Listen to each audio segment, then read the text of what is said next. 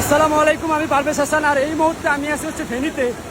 আজকে সকাল থেকে শুরু করে কালকে রাত না ঘুমিয়ে ফেনীর মানুষকে উদ্ধার করতে আসছিলাম। আমার মোট 4টা টিম কাজ করতেছে। এই মুহূর্তে আমার টিমের সাথেও আমার যোগাযোগ নাই।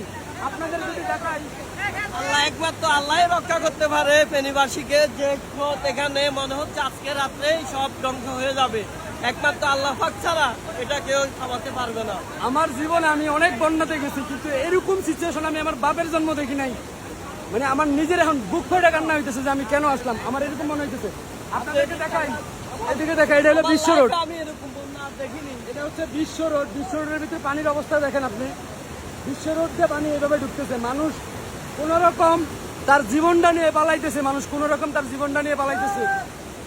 আমরা এই পর্যন্ত 14 গ্রামে কিছু উদ্ধার করছি, কিন্তু সবচাইতে দুঃখজনক বিষয় আমার টিমের সাথে যোগাযোগ নেই। ছেলেগুলো কেমন আছে আমি নিজেও জানি না এখনো। আর এখান থেকে আমরা কই জানি যাইতেছি, হ্যাঁ আমরা জানি কই যাইতেছি।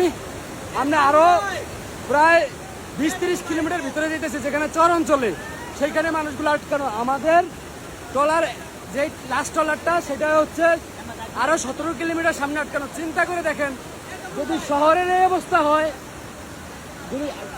যদি শহরের এই অবস্থা হয়, তাহলে মনে করেন যে গ্রামগুলোর কি অবস্থা একবার চিন্তা করে দেখেন। আপনারা সবাই মন থেকে একটু ফেনীবাসীর জন্য দোয়া করবেন।